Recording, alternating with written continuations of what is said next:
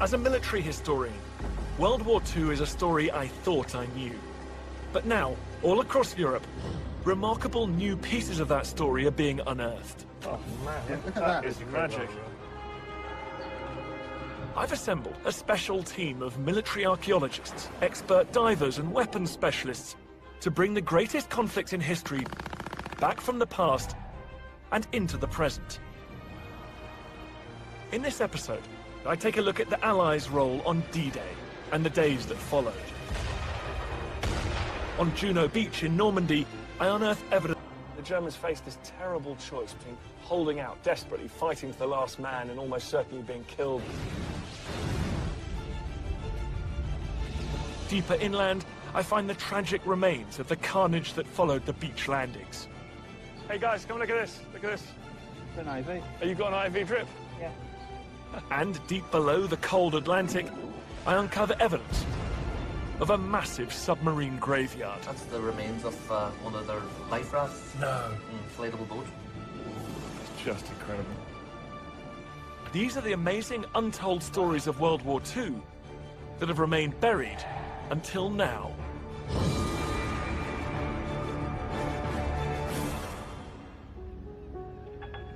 Here on the coast of France, I've come to uncover evidence of the ultimate turning point of World War II, D-Day. Since first capturing France at the beginning of the war, the Germans had begun building a vast network of defensive fortifications all along the French coast. Defenses designed to be impregnable by air, land, or sea.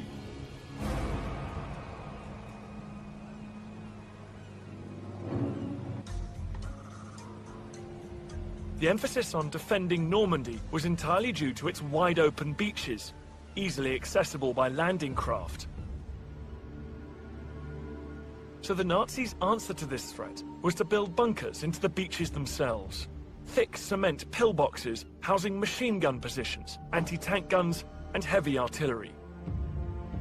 The bunkers were spread approximately 1,000 yards apart, each housing an average of 20 soldiers.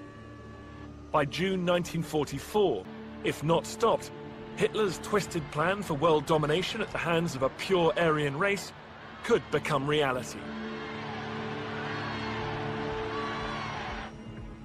To knock the Nazis out of France and out of the war, the Allies knew it was absolutely imperative that they conquer these beaches. Today we're digging up a bunker that was buried after the war. A bunker that may still contain a deadly stash of explosives. It's also the... Very excited to see what we're going to find out there. As we continue to uncover the German bunker, Bill Shuttleworth, an explosives expert, makes sure that the dig doesn't take a sudden turn for the worst. This tells us what the percentage of oxygen is down there, just in case it is foul. Since explosives produce deadly, invisible and odorless carbon emissions, we could be walking straight into a poison chamber, one from which we would never come out.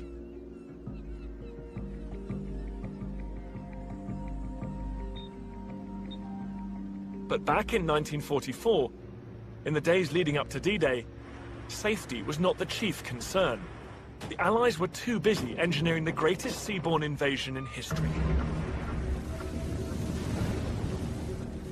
More than 12,000 planes, 7,000 warships, and nearly 160,000 troops were mobilized in various ports across southern England. Canada alone would provide 27,000 soldiers in support of the invasion on D-Day. We knew long before that there was something major about to take place because of the number of vessels in the harbor and all of the activity. But we didn't have a clue that it was actually the invasion of Normandy. The Royal Canadian Navy's Andy Irwin was one of the 27,000 Canadians poised for action. We didn't realize how monumental an event it was until afterwards. But D-Day and Normandy is the largest amphibious landing in world history. The Germans were well aware that something was brewing. But even in their wildest imagination, none of the soldiers stationed along the endless wall of bunkers could ever have anticipated the sheer fury of what was about to come crashing down. And after getting clearance on the oxygen levels, I enter our newly exposed Nazi bunker, the first person to set foot in here in more than 50 years. This looks like some kind of larger chamber, but there's corridors that go off from either side, and there's a blockage here which you can just squeeze through. It leads to another corridor. I'll have a little peek down there. My goal is to get to the bunkers. It's not easy digging out on your tummy, is it, Bill? No, that's all right. Not with your nice eyes. Besides how hard it is to move through this tunnel, the big problem is that over the years the build-up of sand has greatly weakened the bunker's structure. One wrong move and the whole thing could collapse. These walls aren't safe. Really?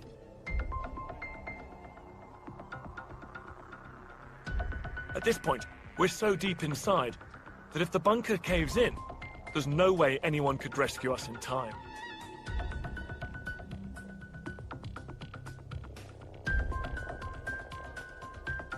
I'm starting to get a sense of the impending doom a German might have felt in this very bunker on the morning of D-Day.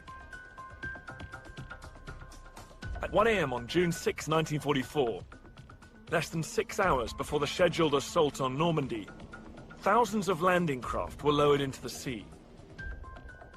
5,000 warships and nearly 1,500 aircraft started moving towards the coastline of Normandy. Every single Allied aircraft had its wings painted with white stripes. Absolutely every single aircraft. And of course that was to make sure that you knew friend from foe.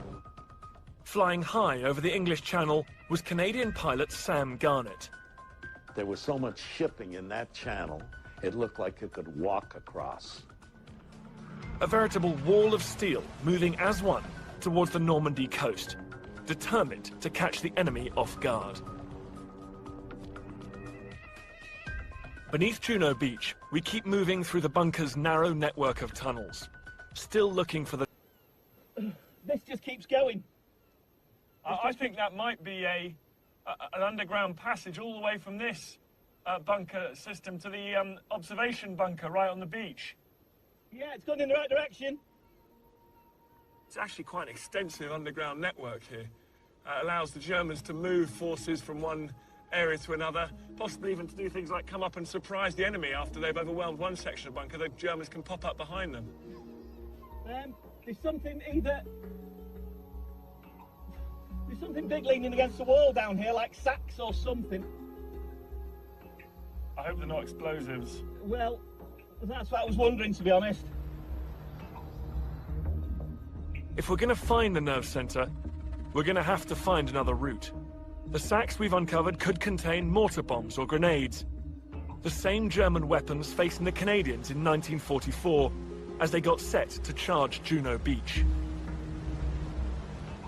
We sighted land and it was very quiet. It was eerie.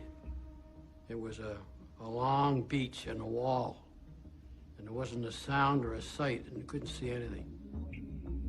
Caught in the thick of the action was John Hadley, a Canadian soldier with the Queen's Own Rifles. At 5 a.m., as the men continued to move forward in near silence, they were very much aware that many of them would never be going home again. When we first landed, it was almost like a training scheme. But then we realized that this is for real. They're going to kill us. But despite the terrifying German force staring them down, the Allies knew that to win the war, they had to win the beach.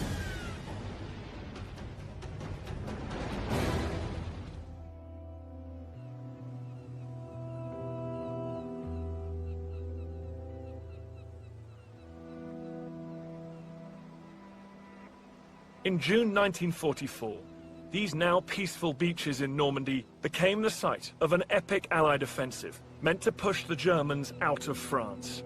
D-Day. We knew it would take tens of thousands of guys to make the invasion a success.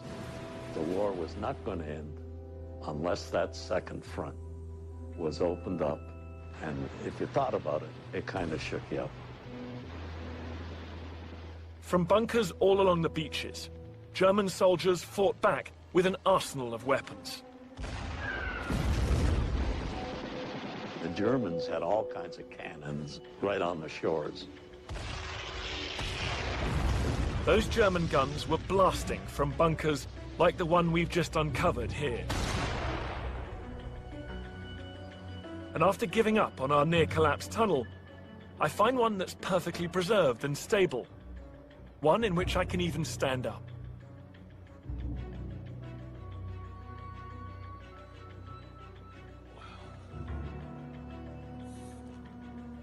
This is great. As the Allied ground assault continued on the Nazi bunkers, the infantry soldiers were supported by a massive naval barrage. At Juno Beach, on one of the Royal Canadian Navy ships, was Andy Irwin. We were about 3/4 of a mile offshore, and there was so much going on, smoke and other things. Our first major target was 3 88mm German cannons on shore, and we took those out. The Germans inside these bunkers were facing the full might of the Allied assault, hoping their defenses would hold up. And incredibly, as I make my way through this massive underground shelter, I've come across what looks like a weapons storage room. This actually could be about the right size for the Germans to put a rifle rack here, so they've stored their rifles. Outside on the beach, reaching German bunkers as quickly as possible was the difference between life and death. You know, if you stop on the beach, you're dead. They'll kill you. There wasn't much time to look around. We all lead along the sand dune, and with our rifles pointing at the slit trench. And I saw a German soldier kept poking his head up and looking down. He poked his head up, and I took a shot at him. Poked his head up again, and I took another shot at him.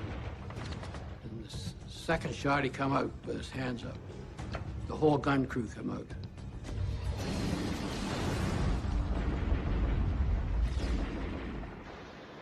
The Germans faced this terrible choice between holding out, desperately fighting for the last man and almost certainly being killed by flamethrower or high explosive shell.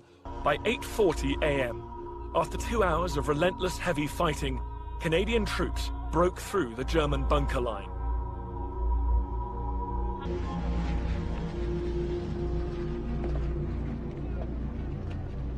Tactical nature of what went on these beaches.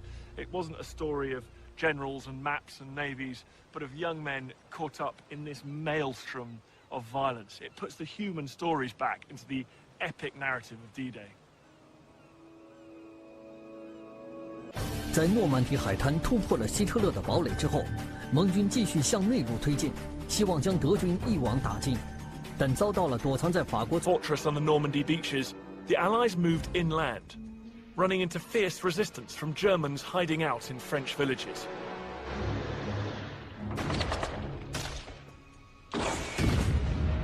And as we comb through a farmer's field near the village of Sainte-Marie-de-Mont, Oh my goodness, look at this. we uncover a unique memento linked to an amazing group of soldiers. Yeah, but it's Allied. That would forever be immortalized through D-Day. USA. The Band of Brothers.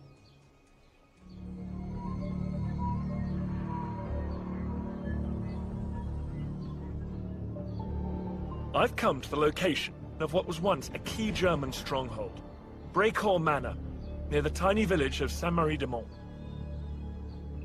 I'm here to look for the evidence of a very special Allied mission, designed to knock out that German stronghold, a mission that over the years would take on near mythic proportions. It was here on June the 6th, 1944, that 13 US soldiers from Easy Company of the 506th Parachute Infantry Regiment landed behind enemy lines and, against all the odds, knocked out a strong German artillery position here held by 60 enemy troops. And it's what happened beside these hedgerows that ensured that those men and Easy Company would become known around the world as the Band of Brothers. Here in this field at Brecourt Manor, the Germans had positioned 4 heavy guns. They were firing on American forces landing 5 kilometers away on the Utah beach. We have a rough idea where the Germans were, but if we can find the exact location of the gun emplacements, we may be able to find clues, ammunition or personal artifacts that might help us answer the question: how did 13 soldiers manage to sneak up on and overwhelm 60 well-armed Nazi troops? This is actually the first time that anyone's been allowed to have a close look at this battlefield, and it's very, very exciting. To help me on my investigation is Alistair Ruffle from Queen's University, Belfast. In front of me I have a ground-penetrating radar system, which comprises 2 antennas inside here, which fire the radar beam into the ground and then receive them. I'm looking for pits, trenches, voids in the ground, places where there's been disturbance of the ground, where we might get an indication of these gun emplacements being.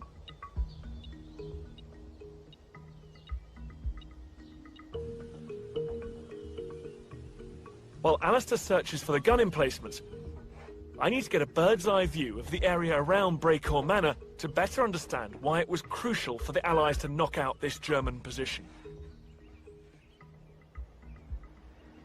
Just down there is Brecourt Manor, where the heavy guns are stationed, and the artillerymen firing those can't actually see their targets on the beach. But up here, of course, the observer can. He's the eyes for Brecourt.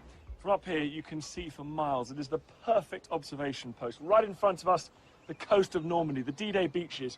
He's able to scan the horizon and direct their fire onto ships, landing craft, or concentrations of troops.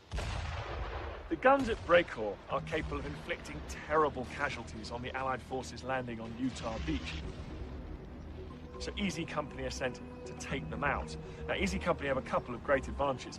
First, they are highly trained in close quarters combat, which the artillerymen over there won't be. And secondly, they have one key tactical advantage: surprise. With the German forces focused intently on the landings on the beaches, the Band of Brothers caught the German soldiers off guard. They outflanked their enemy with 30 caliber machine gun fire and grenades. And then, by shoving blocks of TNT straight down their barrels, they destroyed all 4 heavy guns. Easy Company's surprise assault cleared the way for the eventual American victory on Utah Beach.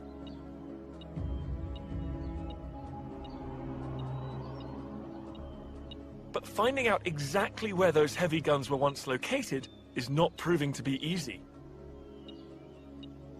We ran a reconnaissance line down the edge of the field, and we didn't really see a lot.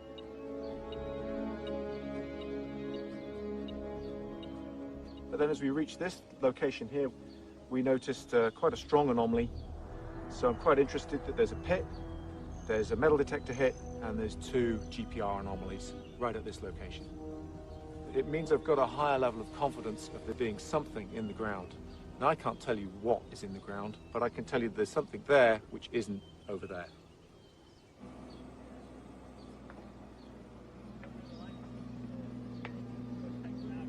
It's very exciting now because we've fired up the digger and we're going to get down there with some huge anomalies have been spotted, about 1.5 meters, 2 meters under this patch of ground here. So very, very slowly, we're going to try and dig them up. Of course, we're being cautious because they could be unexploded ordnance.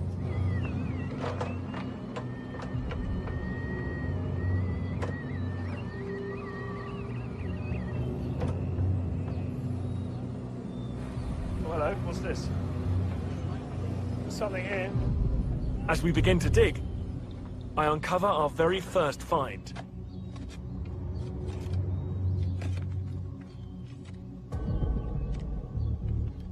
Oh my goodness, look at this. Very exciting it is.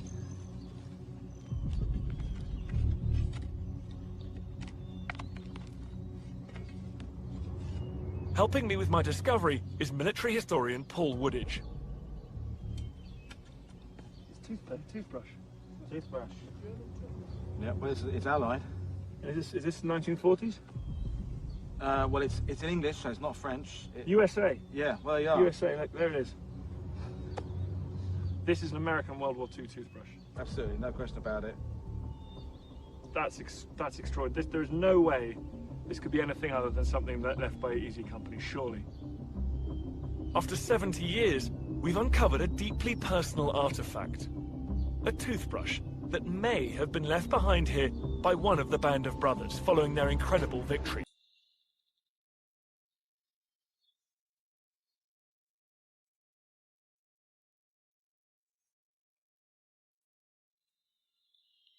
But next, we find something that is neither personal nor even related to the band of brothers. Something totally unexpected. There's a lot of crazy stuff in here that isn't supposed to be here.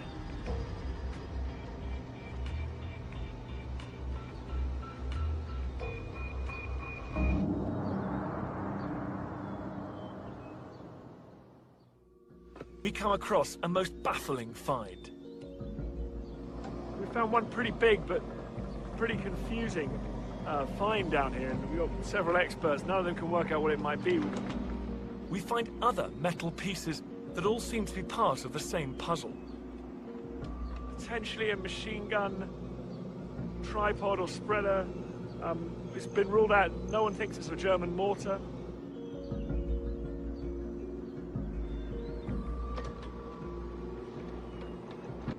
With the help of explosives expert Bill Shuttleworth, we soon find our answer. Hey guys, come look at this. Look at this. Oh, here's another bottle, mate. That looks like very much like it's from a hospital. Yeah, it seems as though it's got a glass tube inside it, almost like a thermometer. So is this one. And you can still, there's a cork in the top and there's still clear liquid in it. Unbelievable. An IV. Oh, you got an IV drip? Yeah. We've stumbled across the location of a key fixture of World War II battlefields. A field hospital. With the fallout from D-Day and Easy Company's victory here, the casualties were mounting. This must have been an ideal location to treat the wounded. Without the field hospitals, there would have been a lot of deaths. They were the only hospitals we had. Lieutenant Charles Scott Brown, who served with Canada's 48th Highlanders, had first-hand experience of field hospitals after stepping on a German mine. I stepped on this thing, and I could hear it going. As soon as I stepped on it, I knew what I'd done, and they pulled all the shrapnel out of my leg. Dealing with an endless stream of incoming wounded, these hospitals were run with a cold bottom line. You send back the people who have the best chance to live. You don't want to waste that pace and that time and that medicine on someone who's going to die anyway. Sounds hard, but let's face it. When push comes to shove, you want to spend your money and your time and everything on the guy you can save.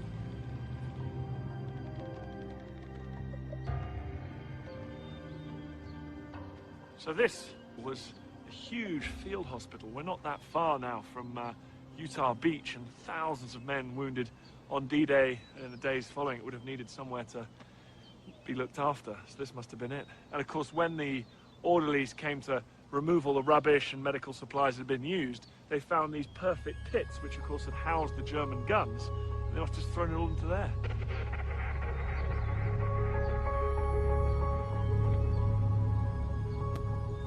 So this is one of my favourite pieces here, a syringe, an old-fashioned glass syringe. It's hard to believe it's actually survived, but this is brilliant as well. An oral thermometer. The broad arrow there signifying it was a British government issue. Today's really illustrated what's so great about digging out battlefields, and that is you can start out looking for one thing, you end up finding something completely different, but it's equally fascinating. Finding this field hospital, however, is a grim reminder of the sheer scale of Allied casualties at D-Day. Of the 160,000 men who left Britain to fight on the beaches of Normandy, 12,000 would never go home. And for those lucky enough to survive, they were quickly thrown back into the jaws of battle. Charles Scott Brown was one of the Canadian soldiers who had just survived the beaches of Normandy and was leading his men into a village 20 miles from here. We hit them like a ton of bricks, and they cleaned our flippin' cloth. They had.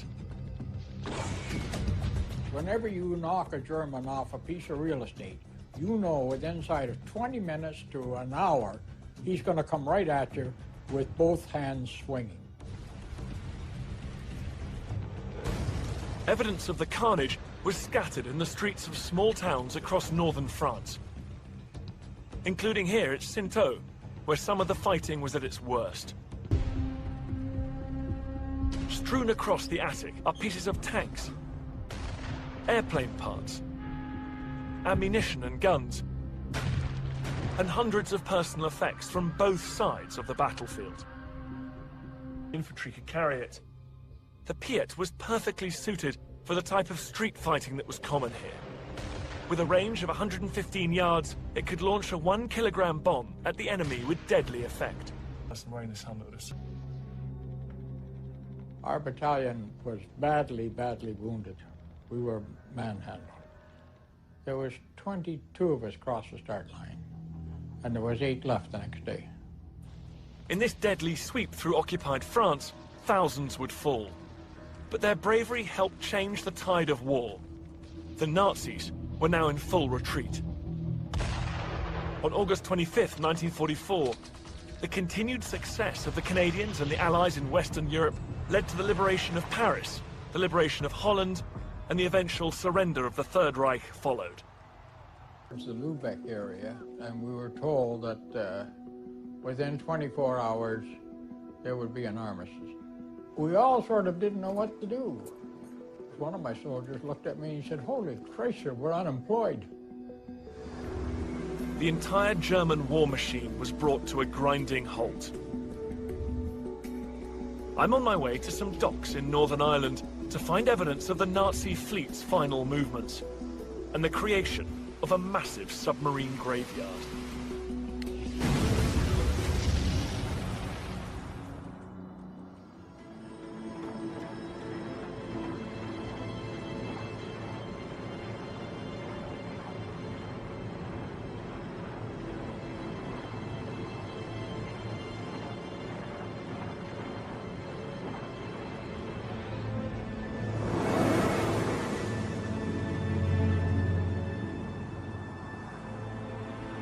In Derry, Northern Ireland, a city that played a huge role in World War II's Battle of the Atlantic, I've come to join a team of divers to get a first-hand look at some startling evidence of Germany's ultimate surrender. On May the 1st, Allied shipping. In the North Atlantic, 156 German U-boats were forced to surrender. Final surrender. British able seaman Tex Beasley was one of those whose job it was to make sure that all the enemy ships turned themselves over without incident. Behind her were many other U-boats. I don't know how many quite. What would you do? He said, I just did. I told him a crash dive so that she could right between the eyes. The force that just a few years earlier had almost brought the Allied navies. 116 of these once proud members of the Wolf Packs were systematically destroyed. And now, I'm heading into the North Atlantic. The goal is to find the resting place of those dreaded submarines. Among them, one of the most feared, the U-2511. The U-2511 was the latest in German design. a deadly silent combat submarine designed to lurk and attack from the deep below, making it the most lethal U-boat yet. Dive supervisor Jeff Miller is leading a group of divers with a combined 100 years experience in these deep waters.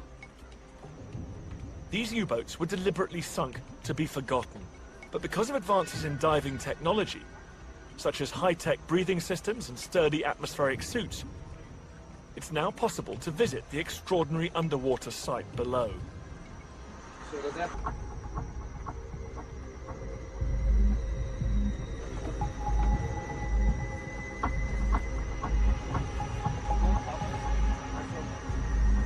With the shot line successfully attached, the team descends. Any longer than that, and they could fall victim to a potentially lethal decompression sickness, better known as the bends.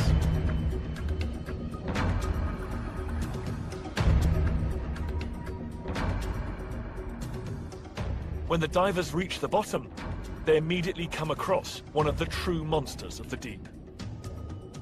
No. It's amazing. It's amazing.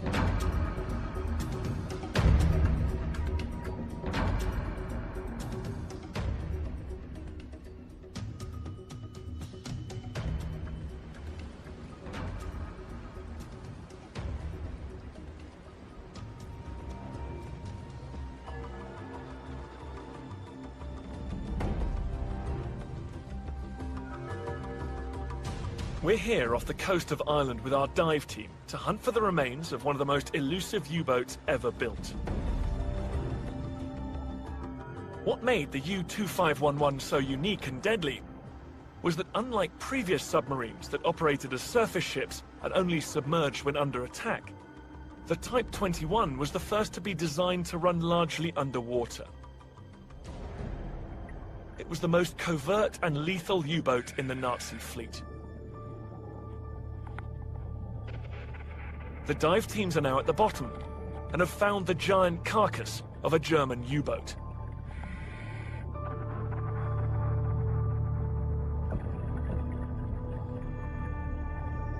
But because of the condition of the ship, it's hard to tell whether we've found the right one.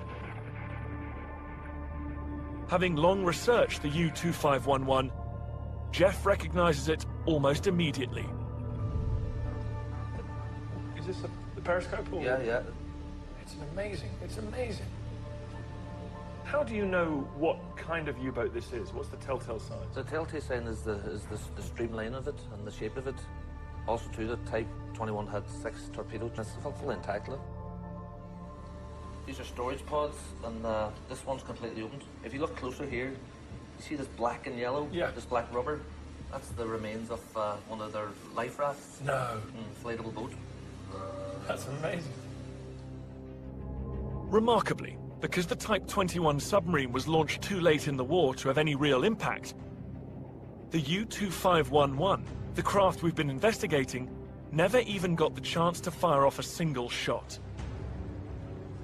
For those who lived through World War II, sending these German U-boats to the bottom of the sea was a way to exorcise the demons of war. A war that over the course of 6 long years saw the death of tens of millions of Allied service personnel and civilians, all determined to crush Hitler's Nazi regime.